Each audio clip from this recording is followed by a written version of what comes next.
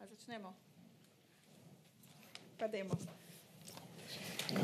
Dober dan in pozdravljeni vsi skupaj na današnjem posvetu, ki smo ga pripravili ob bližajočem se svetovnem dnevu multiple skleroze, ki ga bomo sicer obeležili v četrtek, 30. maja je ta dan.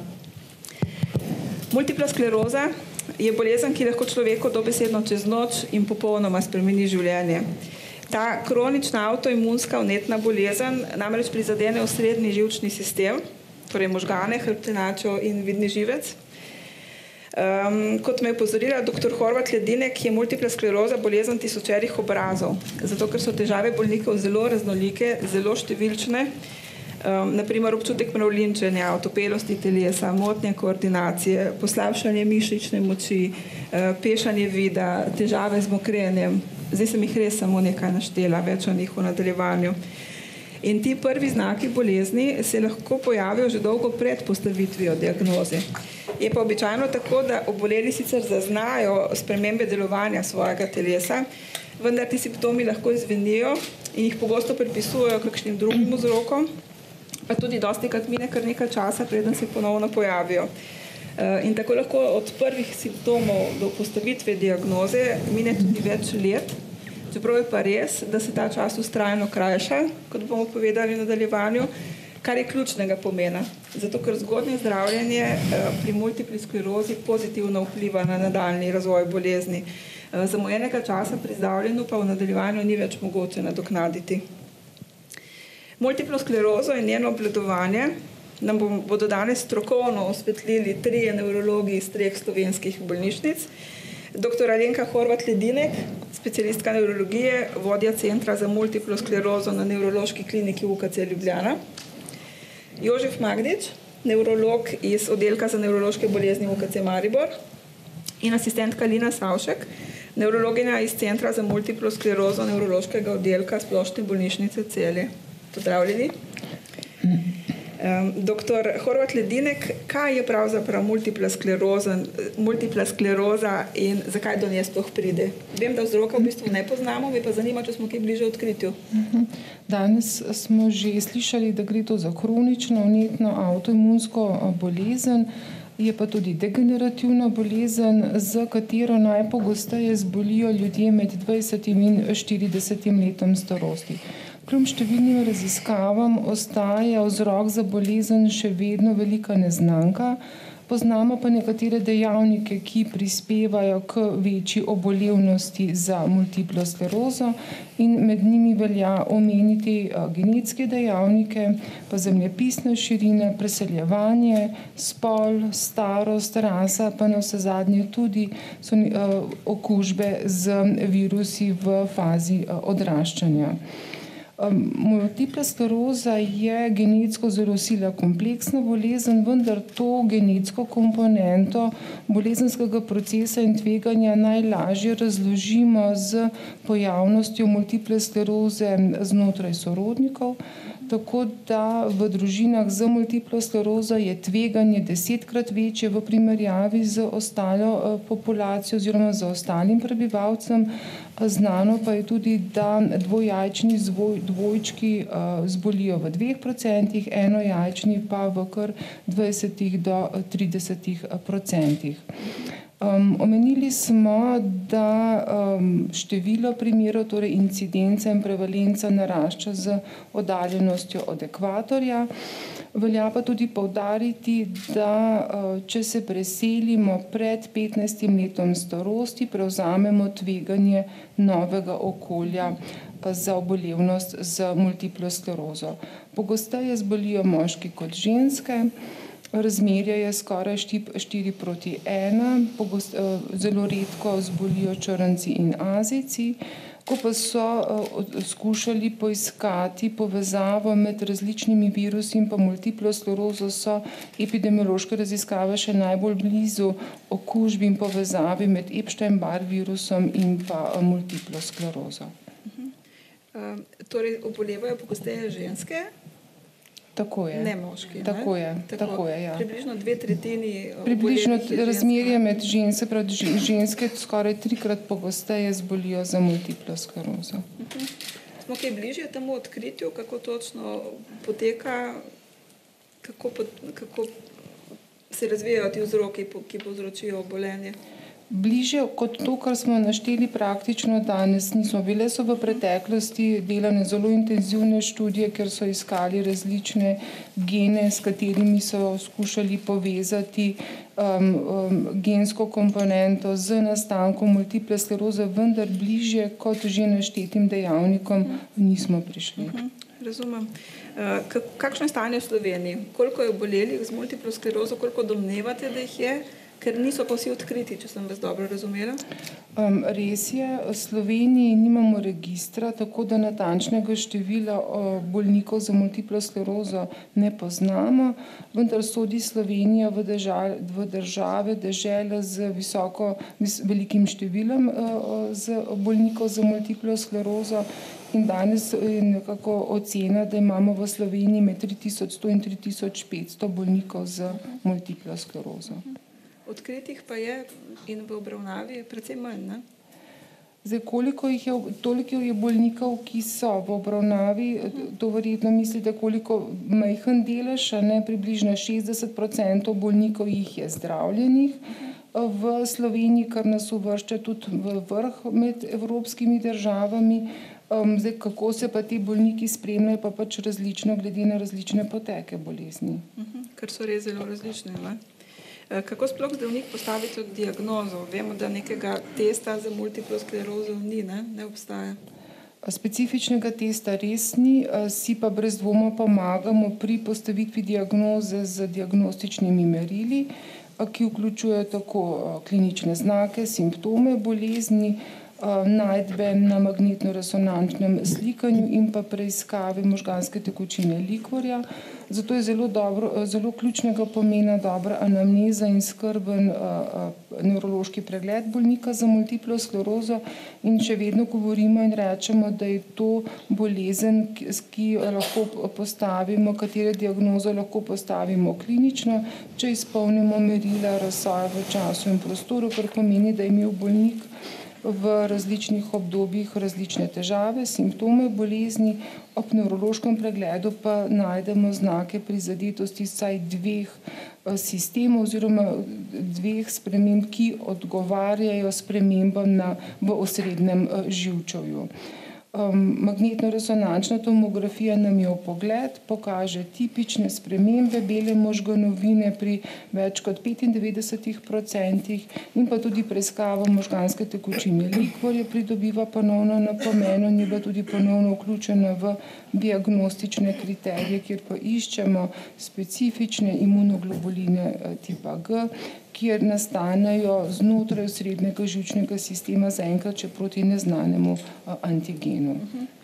Spravi, diagnostika je kar dolgotrajna. Diagnostika predvsem je ključnega pomena, da bolniki prepoznajo simptome, da se dovolj zgodaj obrnejo do osebnega zdravnika, družinskega zdravnika in da ta presodi pomen napotitve k zdravniku, nevrologu, ki potem odvisno od anamneze in pri nevrološkem pregledu se odloči za vse naštete diagnostične postopke. Sem pa želela poudariti, ko smo doslej precej tako negativno gledali na to bolezen, še dosti ne vemo o njej, se je pa po drugi strani razvoj zdravljenja v zadnjem času zelo pospešil, doživel res izjemen napredek nekako v zadnjih 20 letih, ste mi rekli. Bi lahko na kratko povedali, kako se je spreminjala obravnava bolnikov v Sloveniji v zadnjih letih, desetletjih?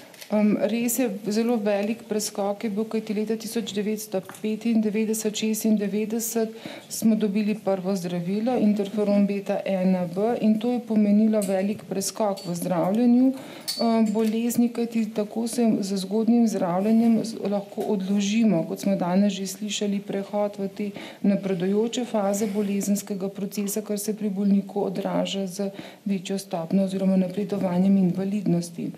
Na to pa je bilo zelo veliko časa posvečenega razumevanju poteka bolezni, patogeneze bolezni, ki je pa seveda pripeljalo do razvoja velikega števila zdravil, ki danes delujejo na različne mesta imunskega procesa, ki se odvija pri multipli sklerozi, tako da res z zgodnjo postavitvijo diagnoze in zgodnjim zdravljenjem lahko pomembno zmanjšamo invalidnost in vplivamo na kakovost življenja. Hvala za enkrat. Dr. Jožef Magdič, simptomi, ob katerih posumimo na multiplo sklerozo, smo rekli, že so številčni in zelo raznoliki. Bi mogoče lahko malo opisali, kateri se pojavljajo najpogosteje, kateri so tisti, na katere moramo biti posebej pozorni?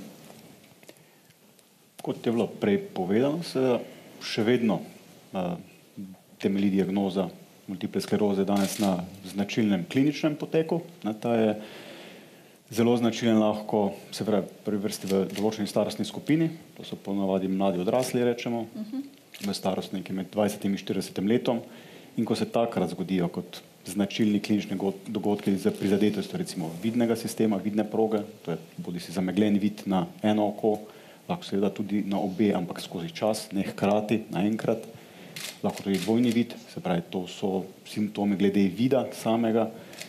Zelo značilne so, se pravi, motnje občutenja lahko, se pravi, kot motnje mravljinčenje, odrevenelost po določeni distribuciji, kot je po polovici telesa, desni roke, desni nogi, lahko tudi po spodnjem delu, po trupu, občutek stiskanja, občutek nekega oklepa po trupu, tudi to je en značilnih senzoričnih recimo simptomov. Zagotovo potem tudi simptomi povezani z motoriko, z gibanjem, se pravi osla, belost, roke, noge, spet recimo po eni polovici, po eni strani ali recimo v spodnjih hudih. Potem so tukaj še pa zraven motnje ravnotežja značilne, se pravi kot neka nekoordiniranost hoje, motnje mokrenja, tipično, se pravi tudi značilna, mogoče ne takoj na začetku, ampak s časom trajanja bolezni vseeno pogosta težava, o kateri bomo verjetno še kaj več slišali. Tako da pravim, simptomi, če so značilni za ta potek, ko se spremembe vnetne, kot smo slišali, pojavljajo v različnih delih živčevja, povzročajo te značilne simptome. Kadar se bolezen kaže na ta način, je tudi ni danes težko hitro odkriti ali pa potrditi diagnoze z določenimi preiskavami. In predvsem pri tudi tipičnem poteku bolezni, ki poteka v prvi najbolj pogosteje z zagoni, z poslabšanji, z obdobje poslabšanja, ki jim sledijo recimo izboljšanja teh simptomov skozi nekaj tednov. Takšna poslabšanja pa ti nevrološki simptomi, kot sem jih omenil, se pa običajno razvijajo v nekaj dneh in so kot take tudi, se pravi, značilne. V določeni starosti, z določenimi simptomi, na določen potek je to lahko zelo značilno za bolezen in takrat je praviloma pot do diagnoze hitrejša. Res zelo raznoliki simptomi, ne? Katere pa so te najsodobnejše terapije za lajšanje simptomov multiple skleroze? Pa še to me zanima, če so vse prisotne v Sloveniji. V osnovi ločimo dve vrsti zdravljenja. Zdaj, omenili smo že danes, slišali nekaj o tem razmahu zdravljenja, ki vpliva na sam potek bolezni. Se pravi, to so ta najbolj pomembna skupina zdravil, s katerimi verjamemo, na dolgi rok vplivamo na potek bolezni in zavremo lahko tudi dolgoročno nevrološko prizadetost, ki bi se sicer pri nezdravljenih bolnikih lahko spremenila v neugoden napredujoč potek bolezni in s tem seveda tudi napredujočo nevrološko prizadetost. Skratka, ta velika skupina in pomembna skupina zdravil, ki vplivajo na potek bolezni, so praviloma, se pravi, učinkovine, ki delujejo na različne dele imunskega sistema. Skratka, na to vnetno fazo bolezni ali pa na vnetni del bolezni, procesi, ki so v ozadju, vemo, da tudi niso samo vnetni, ampak so tudi neki nevrodegenerativni, napredujoči, ampak kakorkoli, za bolezen v zgodnji fazi so zelo potem pomembna zdravila, ki jim rečemo tudi na široko imunomodulatorna, skratka spreminjajo odzivnost imunskega sistema. Ta so pa načeloma razdeljena v tista, ki jim rečemo zdravila prvega reda, to pomeni, da jih lahko dajemo zelo široki skupini bolnikov, se pravi vsem praktično na začetku, če želimo zelo hitro zdraviti bolezen, ker so to dobro prenosljiva in tudi preizkušena zdravila na nek način, do tega, da imamo v tej skupini pa tudi novejša, biološka, lahko rečemo tudi tarčna zdravila, ki pa ciljano vplivajo na določene komponente imunskega sistema in s temi dejansko pa lahko bolezen verjamemo zelo, predvsem to vnetno fazo bolezni zelo omejimo in so pa to praviloma zdravila, ki rabijo nekaj mogoče več nadzora in zaradi tega jim rečemo tudi, da so včasih ta zdravila drugega izbora. Druga skupina zdravil, ko ste pa jih omenili, so pa simptomatska zdravila, so pa zdravila, ki na sam potek bolezni ne vplivajo toliko, jih pa uporabljamo za blaženje simptomov, se pravi tistih težav, tegob, s katerimi se bolniki soočajo in te sežejo tudi od različnih simptomov, se pravi od bolečine, motenj mokrenja, spastičnosti. To so vse težave, ki jih blažimo pa z zdravili, ki nekako, se pravi spet z raznolikimi zdravili, pa sežejo od antidepresivov do, se pravi zdravil proti spastičnosti za nadzor sečnega mehurja. To so pa raznolika simptomatska zdravila, ki jih uporabljamo tudi pri drugih boleznih, nedvomno pa lahko tudi v različnih fazah bolezni pomembno izboljšajo kvaliteto življenja bolnikov. Se tukaj kaže kakšne nove možnosti, neko novo upanje na rešitev, na ozdravitev, mogoče kakšne raziskave, take, ki optimistično napovedujejo, ki je podobno? Zagotovo je to, kar vemo, se pravi iz razvoja z zdravili zadnjih, lahko rečemo tudi 20 let in tudi klinične uporabe, je ta razvoj še v teku, se pravi zdravila praktično pridobivamo skoraj vsako leto kakšno novo zdravilo. Ne nazadnje imamo zdaj zdravil, ki vplivajo na potek bolezni že več kot 10 na voljo, na izbiro. Se pravi, lahko tudi zdravljenje prilagodimo potrebam bolnika, specifikam bolnika, ali so to mlajše ženske v rodni dobi, ali so to starejši bolniki. Ne nazadnje smo z letošnjim letom pridobili prvo zdravilo, ki se kaže kot učinkovito, če ga uporabimo dovolj zgodaj pri napredujoči obliki multiple skleroze, kar je zelo pomembno, se pravi tudi na nek način mejnik za sicer mogoče redkejšo obliko bolezni, ampak vseeno za en segment. In tukaj so zagotovo raziskave v teku z različnimi učinkovinami, nekaterimi, ki jih poznamo že iz drugih področij medicine, iz drugih področij avtoimunskih bolezni in se mogoče preizkušajo tudi pri nevroloških bolezni, kot je multipla skleroza, ampak zagotovo si tukaj obetamo v bodoče še več, seveda nekaj tudi tarčnih zdravil, ki so že preizkušena, nekaj zdravil, ki so mogoče bolj varna in prikladna za jemanje, ampak zagotovo tukaj raziskave so še v teku in si od njih še marsikaj obetamo. Tako da imamo razlog za optimizem. Zagotovo. Hvala. Dr. Savšek, je pa izredno pomembna celostna obravnava obolelih z multiplo sklerozo. Na to ste vi posebej opozorili, ker pač enostavno omogoča bolj kakovostno življenje. Glede na to, da prihajate iz Celja, kako ocenjujete, da je za to celostno obravnavo vseh bolnikov v Sloveniji pri nas poskrbljeno? Ja, dejansko v zadnjih letih postaja zdravljenje multiple skleroze, kot smo slišali, vse bolj kompleksno. In zato zahteva tudi poglobljeno in natančno sledenje teh bolnikov in pa obravnavo strani celotnega tima, se pravi ne samo zdravnika, ampak tima vključuje specialiste drugih strok, vključuje delovne terapevte, psihologe, fizioterapevte in pa posebej izobražene medicinske sestre. In zato se v bistvu v razvitih sistemih obravnava teh bolnikov vse bolj izvaja v obliki tako imenovanih centrov za multiplo sklerozo, kjer so na voljo takšni timi za obravnavo teh bolnikov. Zdaj v Sloveniji, na žalost, ustanavljanje in delovanje tovrstnih centrov trenutno zaenkrat še vedno ni podprto strani države oziroma Ministrstva za zdravje, ni posebnega programa strani zavarovalnice, ki bi omogočilo financiranje takšnih centrov. So se pa seveda v večjih bolnišnicah, kot je prva bila UKC Ljubljana, nevrološka klinika, kjer so imeli na razpolago vse te kadre, začeli pač nekako ustanavljati tako imenovani ti centri za multiplo sklerozo, kjer se dejansko ljudje ukvarjajo poglobljeno z bolniki z multiplo sklerozo. Takšno obravnavo lahko nudijo tudi v UKC Maribor in v zadnjem času je bilo pač tudi prepoznano, da tudi Splošna bolnišnica Celje kot tretja največja zdravstvena ustanova v Sloveniji lahko nudi takšno obravnavo. Nažalost, seveda, to financiranje še vedno ni urejeno, ampak gre tukaj za prerazporeditve, interne prerazporeditve kadrov, sredstev in delamo z veliko mero nekaj entuzijazma pa nekega etičnega pogona v teh timih. Velja pa tukaj tudi poudariti, da ne bo napačno razumljeno, zdravljenje bolnika z multiplo sklerozo izvajajo v Sloveniji vsi nevrologi. Vsi nevrologi so zmožni, sposobni diagnosticirati bolezen, zdraviti in uvajati, zdravljenje bolnika slediti.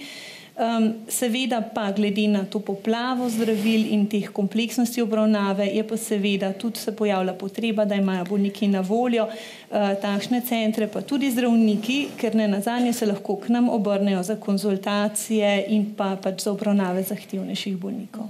No, me veseli, da smo lahko opozorili na to težavo, da tako rečem. Izkoristimo priložnost predstavnikov slovenskih medijev. Kot ste že vsi omenili, je tim, ki obravnava obolele z multiplo sklerozo, oziroma bi moral biti zelo obširen. Tukaj imamo nekaj sogovornikov, s katerimi bomo predstavili nekaj vidikov obravnave.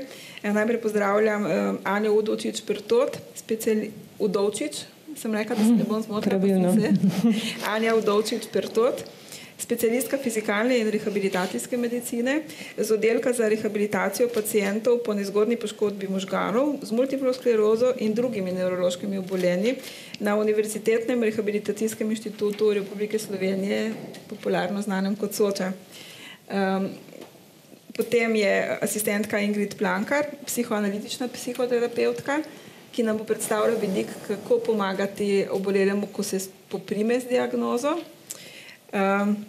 Anita Noč-Pilečnik, vi ste magistra zdravstvene nege in delujete v timu MS sester v Centru za multiplo sklerozo nevrološke klinike UKC Ljubljana.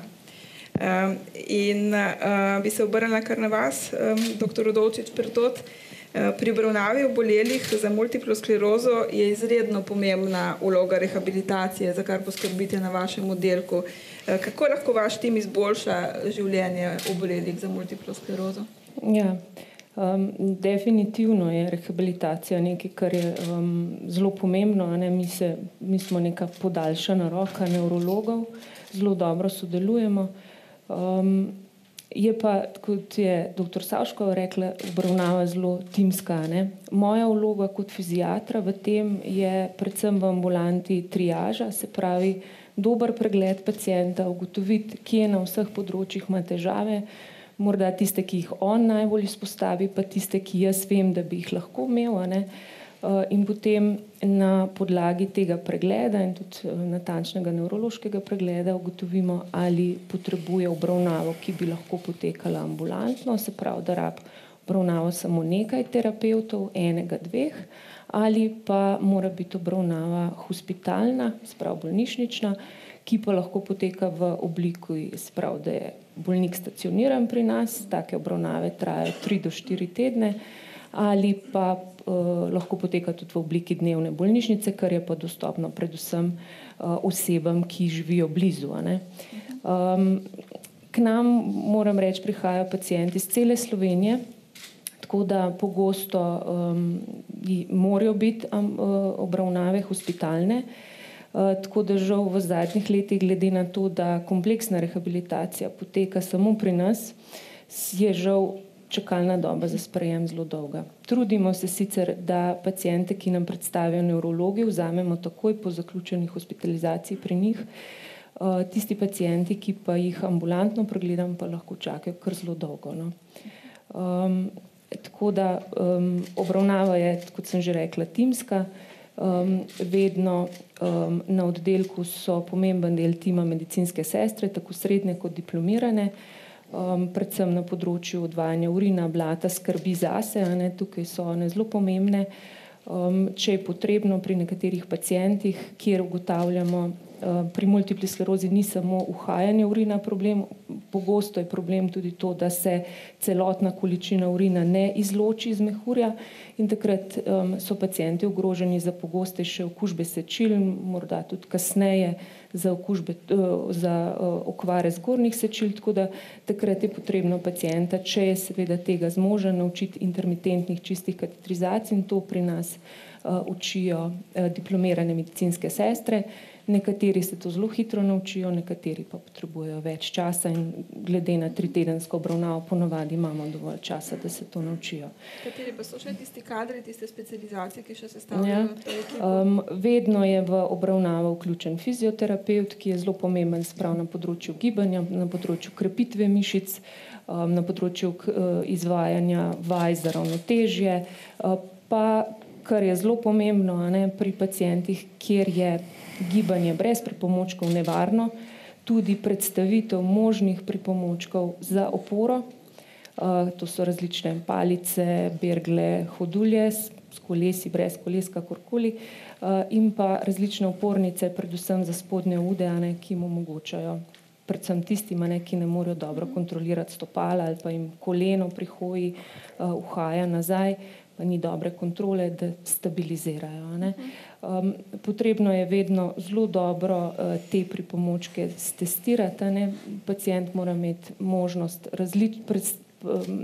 preizkusiti različne pripomočke in se potem na koncu res odločiti za tistega, katerega bo uporabljal in s katerim se bo počutil varnega.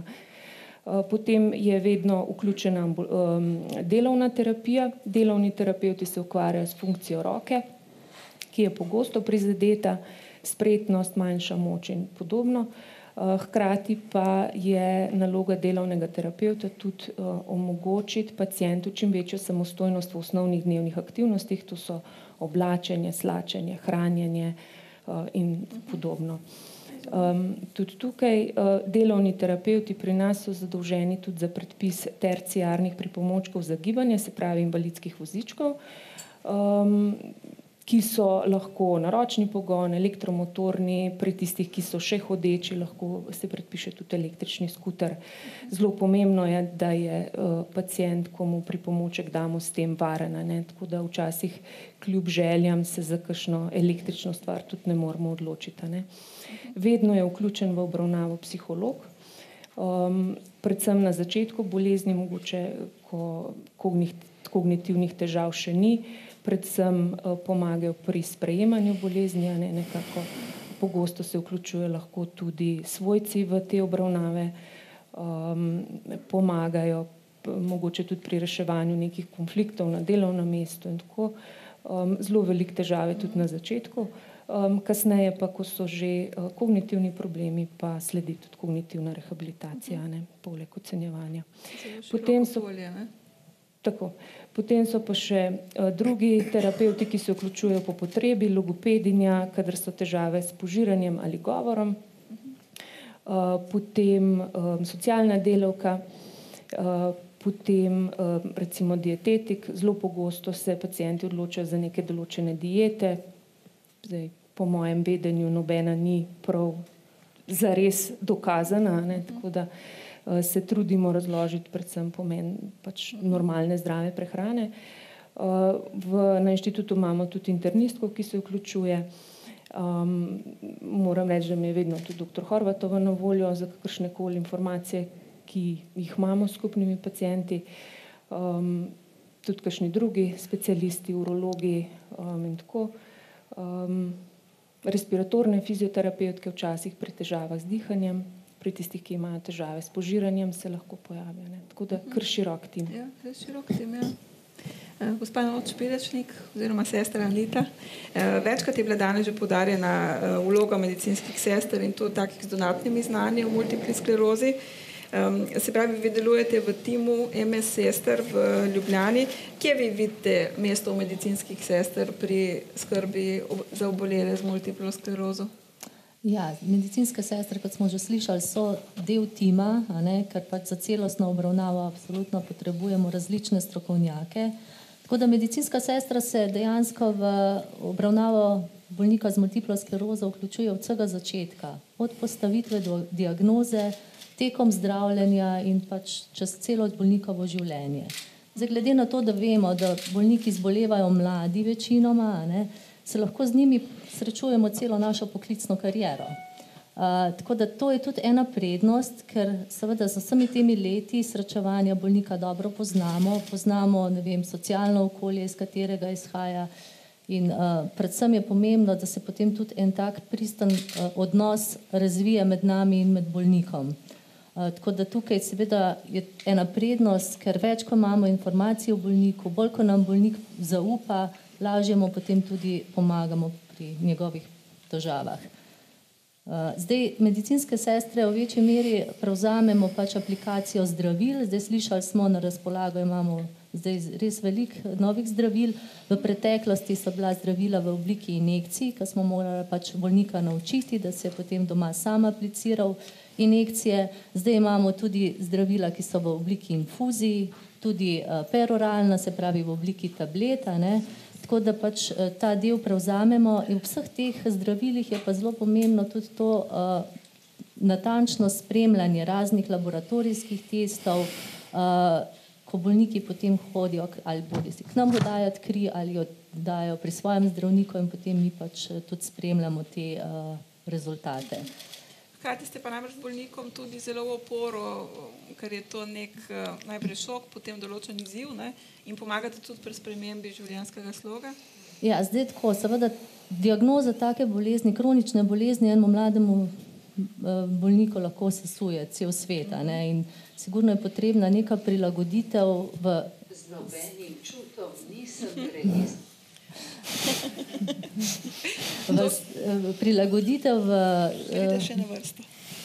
v življenju, ne, da bolnik sprejme to diagnozo in da lahko začne normalno naprej živeti.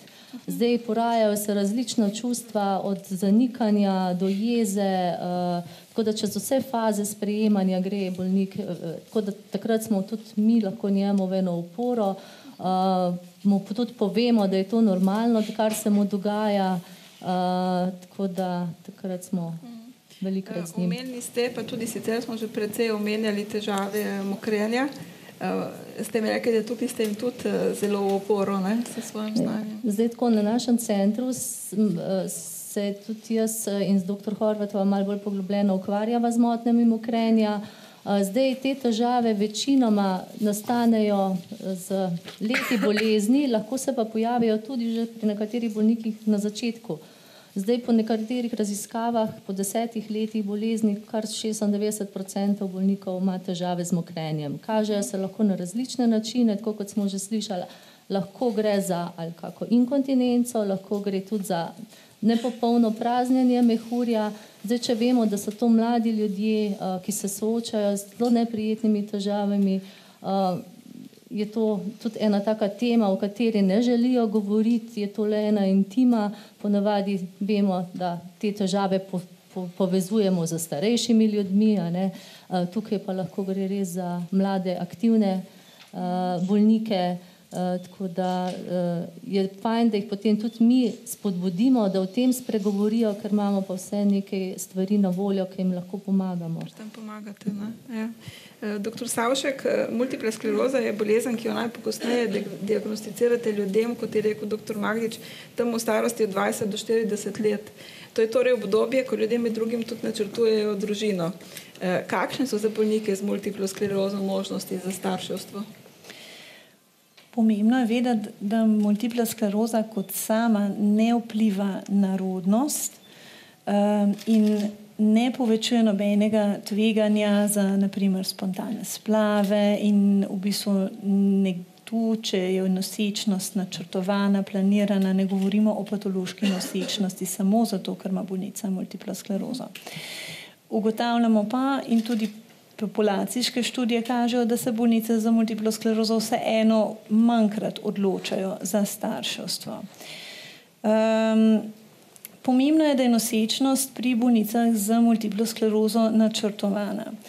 Optimalen čas za nositve je v bistvu odvisen od samega bolezenskega procesa, od vrste terapije, ki jo bolnica ali njen partner prejemata, če ima partner mogoče multiplo sklerozo, pa tudi želje bolnice in partnerja po ustvaritvi družine. Vemo, da v bistvu Sama nosečnost zaradi učinka hormonov bolnico na nek način ščiti pred zagoni bolezni, vendar je pomembna zaščita šele v tem zadnjem, 3. trimestru zdravljenja.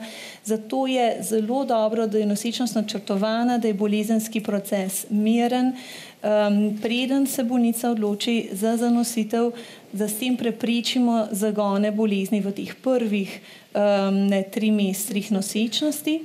Tveganje za pojav zagona se pa pomembno poviša po porodu, zato pogosto, zlasti pri bolnicah, ki imajo zelo aktivno obliko bolezni, svetujemo čimprejšnje nadaljevanje z imunomodulatorno terapijo, kar pomeni, da vse to mora biti vnaprej nekako načrtovano v nekem konsenzu med zdravnikom in bolnico tudi dogovorjeno. Še ena stvar, ki jo velja izpostaviti, je tudi, da večina od teh zdravil, ki jih imamo danes na voljo, za zdravljenje multiple skleroze lahko v primeru neke neželene ali pa pač nenačrtovane nosečnosti bi potencialno v bistvu vplivala na plod in povzročila morda neke neželene učinke na plod. Zato je pomembno, da ima bolnica v obdobju zdravljenja ustrezno zaščito pred nosečnostjo, če gre za takšno vrsto zdravila. Včasih je treba tudi, če gre za moškega, ki pač prejema določeno obliko zdravila, da se o tem pogovorimo, kako v nekem obdobju preprečevati in koliko časa je to pomembno. Razumem, hvala. Multipla skleroza pa ne prizadene samo telesa, ampak tudi duha. Mnogi bolniki imajo težave pri spoprijemanju z boleznijo in njenimi simptomi. Že v podanju diagnoze, kot je že Anita rekla, so v nekem posebnem duševnem stanju. Recimo Monika Kralj, to je tale gospodična tukaj za mano, pa bom zdaj izkoristila trenutek, da bom še povedala, da nam je pri oblikovanju te kampanje pomagala oblikovalka, ki ima tudi sama diagnozo multipla skleroza. Tako da imajo vsi ti grafični izdelki za nas še posebno vrednost. Se pravi, Monika Kralj je rekla, da ko je slišala, da ima multiplo sklerozo, se je ustavil svet. Slišala sem samo še to, da bom kljub tej diagnozi dolgo živela, drugih besed od zdravnika pa se ne spomnim. In zdaj pridete vi na vrsto, gospa Sara Hlin Doljak, vi ste se podobno odzvali. Z nobenim čutom nisem registrirala, kaj mi je nevrologinja povedala. Kot da ta informacija, da sem zbolela za multiplo sklerozo, ni zame. Ko se je pol leta po diagnozi zgodil zagon bolezni in sem težko hodila, se mi je zazdelo, da se moj svet podira kot grad iz kock. Komaj takrat sem dojela sporočilo, da imam nevrološko obolenje. Psihoanalitična psihoterapeutka, asistentka Ingrid Plankar, vi poudarjate, da je največji izziv, da bolnik svoja čustva in občutke sploh zaznava, prepoznava, izraža, predeluje svoja čustvena doživljanja. Še zdaleč pa ni to edini izziv, ki čaka kroničnega bolnika, ne? Ne, daleč od tega, da bi bil to edini izziv. Poleg tega, da uglaševanja tega notranjega čustvenega sveta, se ti bolniki, ki se jim čez noč spremeni v bistvu pogled na njihov notranji svet v ožjem pomenu in pogled in pomen sveta zunaj v širšem pomenu, ukvarjajo in soočajo še z številnimi drugimi izzivi. Če izpostavim recimo enih par, eden je sigurno socialna izolacija. Marsikateri bolnik se ob tem, ko zve, da je zbolel ali pa tekom bolezni zaradi različnih razlogov umakne. Včasih tudi v enih določenih fazah so ti umiki zelo značilni. Včasih pa tudi doživljajo, da jih svet zunaj ne sprejema, ne razume, da so stigmatizirani, da jih celo zavrača. Sploh v današnji družbi, ko je tako cenjena mladost, lepota, hitrost in uspešnost, je to za te bolnike zelo težko. Potem je recimo spremenjena telesna podoba in prizadetost, to je spet en pomemben izziv. Vsi vemo, da so stare navade železna srajca in da v resnici ljudje zelo težko nekaj v življenju spremenimo. Iz te cone udobja se zelo težko premaknemo. In zdaj si predstavljate, kako je za te ljudi, ki naenkrat doživijo toliko enih sprememb, toliko enih novih navad, se morajo priučiti. Ta svet se res spremeni in naenkrat mogoče ne morejo več opravljati dela, ki so ga imeli radi, hobijev, v katerih so uživali. Posloviti se morajo od določenih želja, hrepenenj. Tako da to je en drug vidik, s katerim se soočajo. Pol je tlele recimo še odvisnost. Naenkrat je to človek, ki postane odvisen od svojih bližnjih, od pomoči drugih. In kar bi še posebej poudarila je, koliko je težko naenkrat izgubiti občutek kontrole in spontanosti. V bistvu to ljudje zelo težko spuščamo. Mogoče še dva kratka izziva, s katerimi se soočajo in jih potem razglabljajo in raziskujejo. Eno je pomen, ki ga pripisujejo svojim bolezni. Kaj jih v bistvu ta bolezen uči, kakšen izziv jim predstavlja.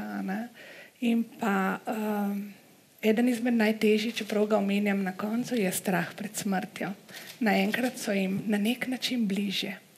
In to so vse vsebine, s katerimi se srečujejo, o katerih govorijo, jih raziskujejo. Kar pa je pomembno je, da za ta raziskovanja najdejo en varen prostor in pa seveda zaupljiv odnos. Razumem. Zdaj ste govorili na splošno o soočanju s težkimi diagnozami. Vemo, da je obravnava bolnikov z multiplo sklerozo zelo individualna, tudi pri vas. Pa je mogoče kakšen tak vidik, ki ste ga opazili, da je pa mogoče značilen predvsem za obolele z multiplo sklerozo? Zdaj tako, pri vsaki bolezni v bistvu raziskujemo tudi ene psihološke in pa psihodinamske vidike in povezave. Zdaj, multipla skleroza je avtoimuna bolezen in veliko raziskav je bilo narejenih tudi v tej smeri, kjer se zgodnje travmatične stresne situacije v otroštvu povezuje z v bistvu multiplo sklerozo in z povečanim tveganjem, zato kot tudi z hospitalizacijo, večja je hospitalizacija, kjer so bile te zgodnje izkušnje bolj travmatične. Tako da to je en vidik, ki pa ga spremljata zelo močni občutki nemoči in s tem delamo. Pri teh bolnikih je zelo močen ta občutek. Druga stvar, ki pa je povezana z zgodnjimi stresnimi otroškimi situacijami, je pa seveda tudi oslabljen imunski sistem, kar se povezuje z avtoimunskimi boleznimi in pa seveda self, ki pa odraža veliko samodestruktivnost in potrebo po samokaznovanju. Tako da to sta dva vidika. Obstajajo neke teze tudi, ki povezujejo multiplo sklerozo z potlačeno puberteto, ampak seveda je dokazov premalo. Ampak tudi, če govorimo o potlačeni puberteti, puberteta je itak druga izdaja otroštva, tako da se prej ali slej spet vrnemo k temu otroškim doživljanjem in k starim ranam, ki so ostale nezacenjene. Razumem. Hvala. Pomembno podporo obolelim v Sloveniji predstavlja Združenje multiple skleroze. Tamle na koncu bi moral sedeti predsednik združenja, gospod Pavel Krajnc, ki je pa zaradi zdravstvenih težav moral odpovedati sodelovanje. Nam je zelo žal. Tako da združenje predstavlja sekretarka Polona Šmit. Mi boste povedali, kateri so tisti programi, ki jih združenje izvaja? Ja, v združenju izvajamo 16 posebnih socialnih programov. Delimo jih na rehabilitacijske pa na podporne programe. Rehabilitacijski so predvsem obnovitvena rehabilitacija, ohranjanje zdravja. Zraven teh dveh programov je še obvezno spremstvo, organizacija nege na rehabilitaciji. Trenutno se tudi izvaja naša skupinska rehabilitacija v Ankaranu, to je za težje in težko pokretne bolnike. Pa zraven spadajo še aktivnosti na področju za krepitev zdravja na lokalnem nivoju. Potem imamo pa podporne programe, te so namenjeni predvsem podpori posamezniku, pa njegovi družini v okolju, kjer živi. Tukaj not spadajo program povirjeništva, družinska rehabilitacija, programi posebnih pomoči, pomoči pri uveljavljanju in zagotavljanju tehničnih pripomočkov, pomoč pri arhitekturnih ovirah, prilagojeni prevozi invalidov, te se sedaj čez dalje povečujejo. Potem imamo izdajo glasil, publikacij, usposabljanje novodiagnosticiranih, seminarji za mlajše obolele, svetovanje in pomoč pri uveljavljanju pravic, šport in rekreacija, tako na državni kot na lokalni ravni, občni zbori, pa srečanja, pa zdaj osebna asistenca. Kar obširno področje. Ja. Se pa srečujete z določenimi težavami, ne?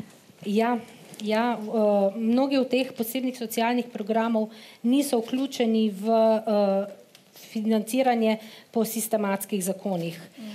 So pa ravno tako potrebni našim članom, to je predvsem nega, pomoč pri izvajanju in financiranju nege, kot je marsikomu poznano.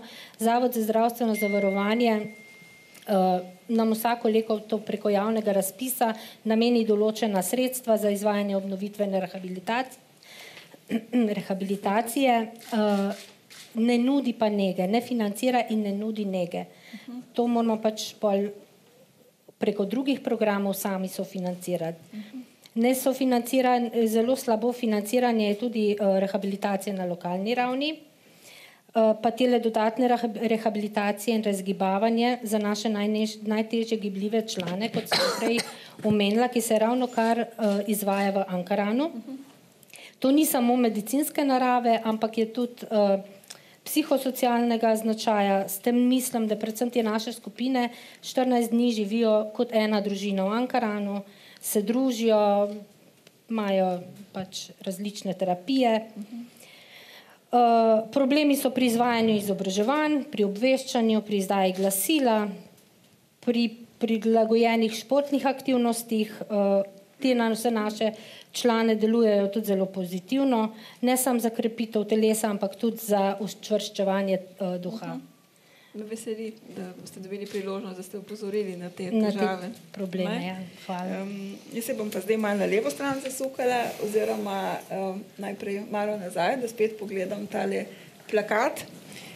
Na njem je Gregor Selak, 30-letnik iz Škofje Loke, in ko ga vidimo takole, kako brez težav v par minutah spleza v vrtoglave višine, si najbrž ne bi mislili, da ima multiplo sklerozo. Gregor je na lanskem svetovnem prvenstvu v paraplezanju dosegel 3. mesto, ampak na prelomu iz leta 2013 v 2014 pa ni bilo tako optimistično. Najbrž ste bili popolnoma drugačen človek. Takrat ste čakali na diagnozo, razmišljali, kaj je z vami narobe, niste mogli prehoditi niti 100 metrov. Gregor, kateri so bili tisti simptomi, zaradi katerih ste šli k zdravniku? Ja, moji prvi simptomi so se pojavili čez noč, ne. Jaz sem prej cel vikend plezal na Primorskem, pa sem pa prišel domov, pa sem v ponedeljek zjutraj vstal, sem šel na stranišče in sem do stranišča padel po tleh. In ko je prva misel je bila, ok, Grega, malo spretiraval, malo preveč plezal 3 dni zapored, pa sem malo zmatran, ne. Pa se je pa to pojavljalo, tisti dan se je še ene 3-krat mi naredil, da sem za ene 10 sekund izgubil ravnotežje v nogah, ne. Kad da bi izgubil moč, nisem mogel tudi koraka narediti po svoje, šlo, zgledali, kad da bi bil malo pijan. In sem za 10 sekund tako hodil, ene 3-krat ta prvi dan, pa se je pa to iz dneva v dan mi ponavljal, pa pol bilo zmer bolj pogostne. Tako da sem pol po ene 14 dneh šel do zdravnika in pa smo pa začeli odkrivati diagnozo. Kako je potem potekalo to čakanje na diagnozo? Ja, jaz sem bil na začetku, pač sem si mislil, v redu, vse bo minilo, ne. Pa me je pa skrbelo, ne, zakaj se meni zdaj to dogaja, kaj je narobe, zakaj se meni zdaj to, kaj sem narobe počel v življenju, da imam zdaj tle nekaj, da ne morem hoditi, ne.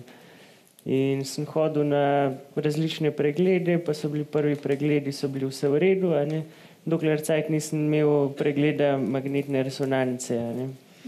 In z magnetno resonanco se je pol odkril nek sum te multiple skleroze, pol so pa še likvor mi vzeli, ki so potrdili, in pa bila pa diagnoza multiple skleroze. Pa je bil pa že spet šok, ne. Jaz nisem vedel, kaj je multipla skleroza prej, pa začneš malo brati, kaj je to, ne, in vidiš, da ni nič dobrega, ne. In že spet sem imel isto vprašanje, kako bom jaz živel zdaj s tem. a bom še kdaj hodil normalen, a bom sploh lahko še plezal, ne, in tako. In pol na koncu šel pa na kortikosteroide, so mi pomagali, so me postavili na noge, potem sem imel še terapije različne, pa sem dobil drug zagon bolezni, sem je že spet cel svet podaril, ne.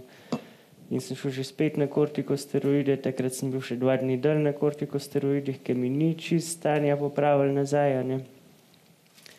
In zdaj pa zadnje 3 leta sem pa na terapiji, jem zdravila, zjutraj pa zvečer, tako da zdaj sem v redu. Zdaj sem pač član paraplezalne reprezentance Slovenije in pač treniram na polno. Dobro, da sem imela skoraj vsak dan po nekaj ur, ne? Ja, 5-krat na teden treniram. Tako, zdaj sem vrhunski športnik. In bliža se naslednje svetovno prvenstvo, ne? Ja, letos. Bomo držali pesti. Valentina Kovačič. Valentina ni tukaj zadaj na plakatih, zato ker smo jo rekrutirali zaradi velikega zanimanja medijev. Rabili smo sodelovanje več bolnikov, ker enostavno ni bilo vseh dovolj. Gregorja tudi nismo mogli poslati na 5 različnih koncev. Valentina, živite na Vrhniki, imate 26 let, ste vzgojiteljica, se pravi v polnem pogonu. Z multiplo sklerozo živite že več kot 10 let. Povejte, kako ste kot 15-letnica sprejeli tako težko diagnozo? Ja, to je bilo v bistvu zelo zanimivo. Tega obdobja se še zelo živo spominjam, pač 15 let sem še imela. Lih prvomajske počitnice v osnovni šoli in smo doma pri mizi sedeli in ko so me udarali, jaz nisem nič čutila, pa ko so me ščipnili, me ni nič boleli in takrat je šlo pol naprej.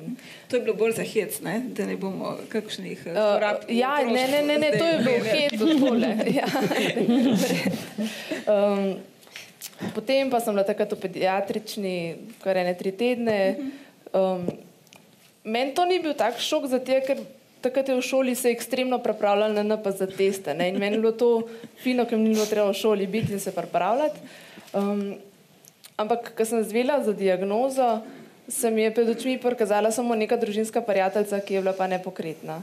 Ki je tudi imela multiplo sklerozo. Tako je, z isto diagnozo. Ampak jaz nisem nekaj ekstra s tem obremenjevala, ker sem imela pred očmi samo moj cilj, priti na srednjo vzgojiteljsko šolo, ker je bila gromozanska omejitev, pa da bom NPZ naredila, pa poletje, kako imam, ko sem imela ogromno stvari zorganizirane. Tako da jaz se sploh z diagnozo nekaj ekstra nisem ukvarjala. Pač imela sem ogromno podpore doma in če mi je bilo težko, sem poslušala neko glasbo, ki tudi govori o tem, da kad je hudo, da si zapoješ pesem in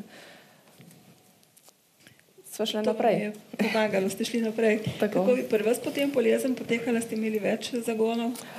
V tem obdobju je tako, 1-3 bolj konkretni zagoni, ampak srečno noben ni mi kakšne hujše posledice pustil. Največ posledic imamo od zadnjega zagona, ki je bil leta 2016. Takrat sem imela menjavo zdravil, ampak tistih novih zdravil moj telo ni sprejel in takrat je šlo meni stanje kar precej navzdol. Tudi do tega, da sem 10 metrov težko prehodila. Ampak po pol leta počitka in ležanja so se stvari potem počasi umirile in sem šla na nova zdravila, katera še zdaj jemljem in so me vrnila konkretno nazaj na stare tire. In čeprav razumem, glede na to, da vsak dan v vrtcu skrbite za, 20 otrok, najbrž to pomeni, da dobro obvladujete bolezen. Ja, skozi akcija. Pač v vrtcu me na prijeten način otroci spodbudijo v gibanje, se ne morem temu izogniti. Tako da tudi zdaj skozi šolsko leto vidim, bolj se šolsko leto končuje, jaz več zmorem. Od začetka sem mogoče že malo manj prehodila, zdaj pa lahko že ogromno z otroki prehodimo tudi. Moj poklon. Sarja Hlin Doljak, 44-letnici iz Logatca, pa je multipla skleroza postavila hujše ovire, ampak Sara jih še naprej neustrašno premaguje ali pa jih obide mogoče včasih. Čeprav se giblje s pomočjo invalidskega vozička in svoje misli pošilja v svet s pomočjo komunikatorja, je prav v obdobju, ko jo je multipla skleroza najbolj prizadela, doživela nekatere pomembne poklicne uspehe in priznanja družbe. Prve simptome multiple skleroze pa je začutila že v gimnazijskih letih in diagnozo so ji potem postavili leta 2011.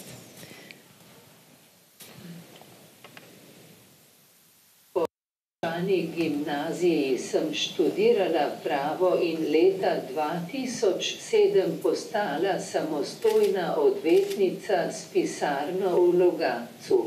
Po epizodah mišične nemoči so se te vračale in najhuje je bilo konec leta 2010, ko si nisem več zapomnila imena ljudi, desna noga mi je začela zaostajati, nisem mogla pisati, svinčnik mi je padal iz roke. Vse simptome sem sprva pripisovala izgorelosti na delovnem mestu in skrbi za družino z 2 majhnima otrokoma. V 3. nosečnosti konec leta 2010 in spontanem splavu v 8. tednu so me na božični večer obdržali v kliničnem centru v Ljubljani zaradi posega v anesteziji. Mož Bojan je s 6-letno Majo in 4-letnim Valentinom šel domov.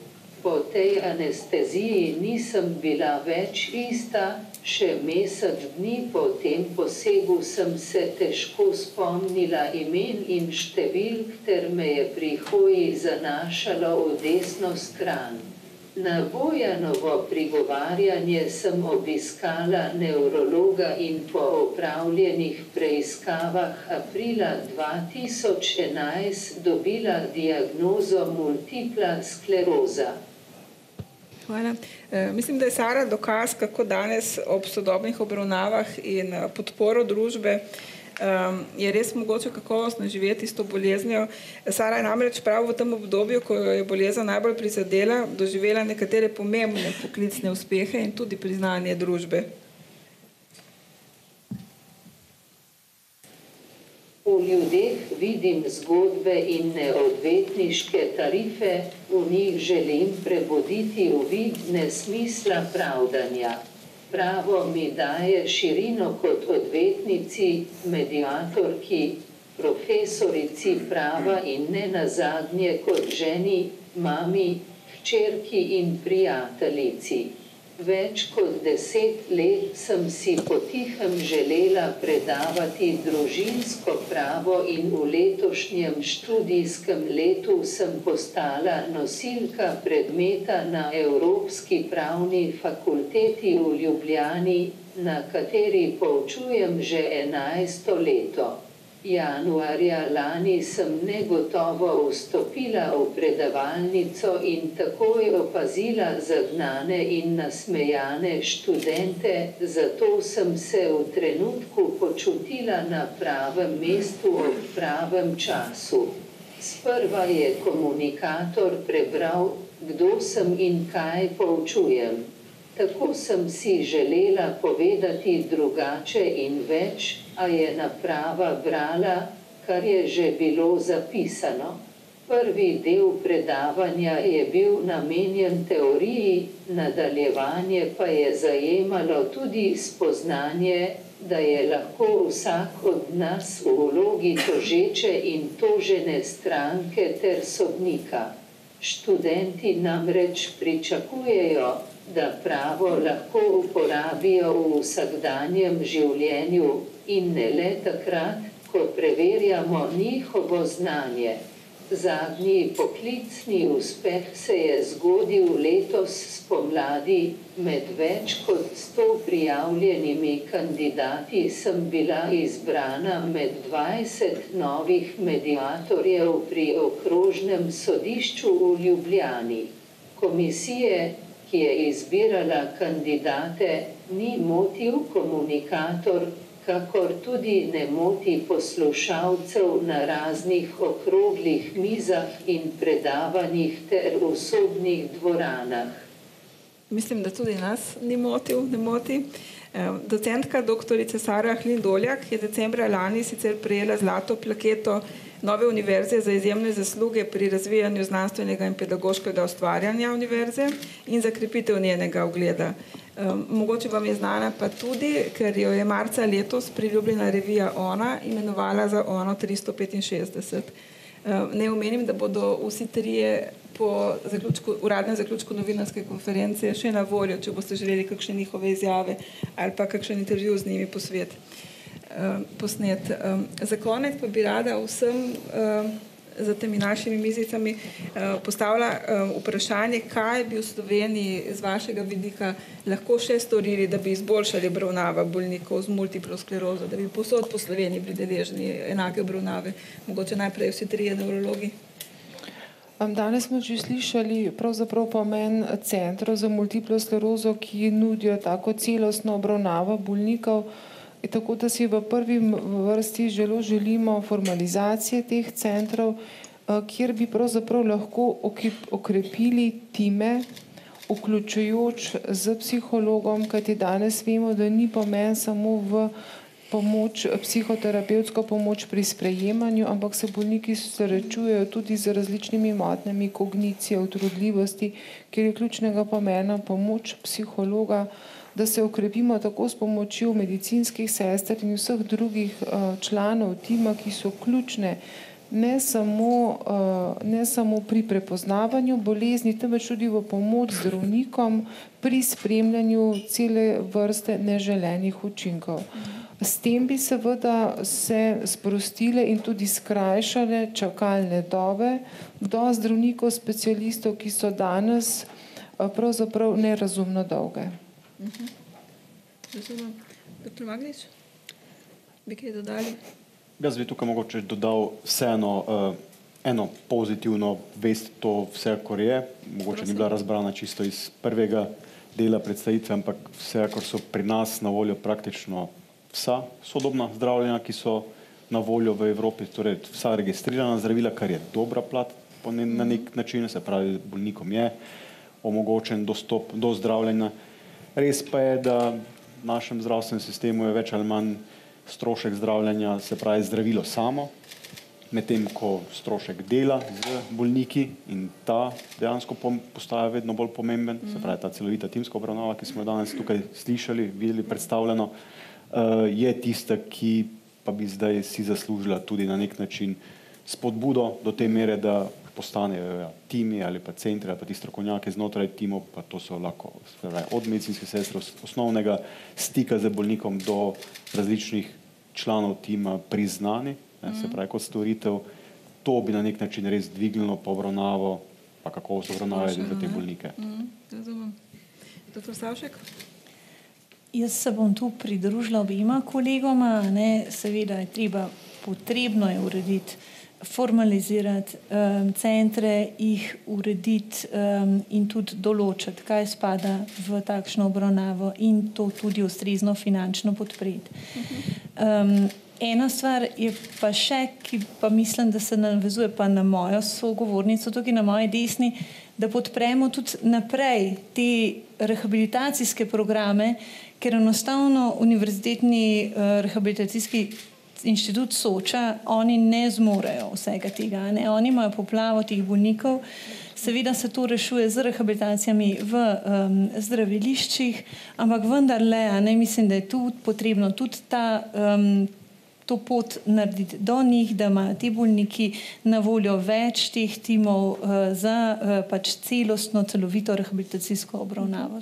Bi še kaj dodali? Ja, definitivno. To je tudi moja pač želja, da bi, jaz vedno pravim, Soč bi mogli biti več, ena na Štajerskem, ena na Primorskem, ena ne vem kje, V glavnem, jaz sem morda edina v Sloveniji, ki se na področju rehabilitacije res ukvarja z multiplo sklerozo. Vsi ostali kolegi po Sloveniji so zasedeni tudi z drugimi patologijami, in se nihče res specifično s tem ne ukvarja. Tako da definitivno je morda teh pacientov preveč za mene osebno. In zato je tudi obravnava odložena, kar pa ni prav. Žal čakanje na hospitalizacijo 8 mesecev je absolutno preveč, ampak enostavno drugače trenutno ne gre. Hvala. Ja, jaz bi v okviru te celostne obravnave izpostavila tudi mesto psihoterapevta. Psihoterapevti so izurjeni zato, da lahko v nekem varnem okolju in zaupljivem odnosu vzpostavijo ta odnos s pacientom in z njim varno raziskujejo njegove vsebine. Ne. Tako da verjamem v odnos in tako, kar je Fromm zapisal, v odnosu smo bili spočeti, v odnosu smo bili ljubljeni, v odnosu smo bili ranjeni in samo skozi odnos lahko zdravimo. Gospod Odpirečnik. Ja, jaz bi tukaj še dodala, da mogoče pri nas še vedno ni priznana formalna izobrazba MS sestre, tako da mi, kar smo se izobraževali, smo se v tujini, večinoma tudi v svojem prostem času, tako da tukaj je velikega entuzijazma, tako da tudi na tem področju bi bilo treba to urediti, da bi bila formalna specializacija priznana in potem tudi, da se lahko timi okrepijo tudi na tem področju. Hvala. Kar se društva tiče združenja, ste že opozorili na nekatere težave še kaj takega? Pridružila bi se vsem zdravnikom, neurologom, pa apelirala bi predvsem na državo, no, da se potrudi pa najde nekakšno pomoč za vse te bolnike z multiplo sklerozo. Na vseh področjih in na vseh nivojih. Hvala. Valentina, vi ste omenili, da boste skupaj leto in pol čakali na pregled pri neurologu. To se mi je lansko leto zgodilo, ko sem se hodila svojemu neurologu prijaviti za pregled in sem šla v redno čakalno dobo in sem dobila potem pregled čez naslednje leto, šele bi ga dobila leto 2020. Gregor, vi mogoče kaj takega, kar bi želeli upozoriti? Pač v meni je bil najtežji mi je bil tisti čas, ker sem čakal, da so mi diagnozo postavili, se mi je zdel predolg, meni osebno. Razumem. Sara? Kar se mene osebno zadeva, ne pogrešam še ničesar. Dejstvo pa je, da so čakalne dobe za pregled pri neurologu predolge, na kar so opozorili že ostali. Invalidske pokojnine so prenizke sploh za mladega človeka, saj za to boleznijo zboleva vedno več mladih med 20 in 30 letom starosti. Glede pravic, ki pripadajo bolnikom z multiplo sklerozo, primanjkuje strokovnega kadra znotraj zdravstvenih ustanov, ki bi bolnikom na področju socialnega varstva in zdravstvenega zavarovanja svetovali. Zaradi pravne nevednosti je kar nekaj bolnikov ostalo brez invalidskih pokojnin, ker jim nihče ni povedal, koliko delovne dobe potrebujejo, da bodo do pokojnine upravičeni. Poznam primer, ki je žal že pravnomočen in dokončen, ko sta mlademu bolniku zmanjkala le 2 dni delovne dobe, da bi bil upravičen do prejemanja invalidske pokojnine. Ob takih primerih sem razočarana kot bolnica in jezna kot odvetnica. Škoda, da uradniki nočejo razumeti socialnih stisk bolnikov in se ne potrudijo s pravimi in humanimi nasveti, ki so usodni za vse življenje posameznega bolnika. Hvala. Zdaj pa čas za novinarska vprašanja. Prosim, kolegica ima mikrofon, čeprav mislim, da se bomo slišali tudi brez tega.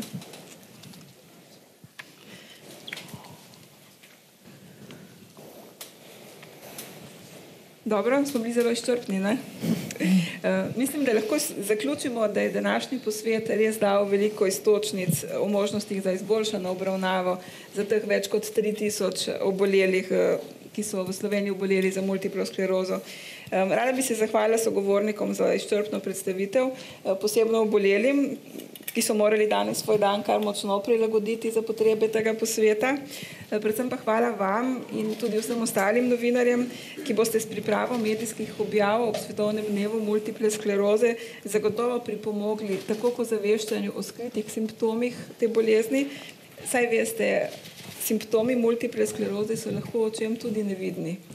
In hvala tudi, da nam boste pomagali upozoriti na vse te težave, s katerimi se še srečujemo na poti do res celostne obravnave bolnikov z multiplo sklerozo. Hvala.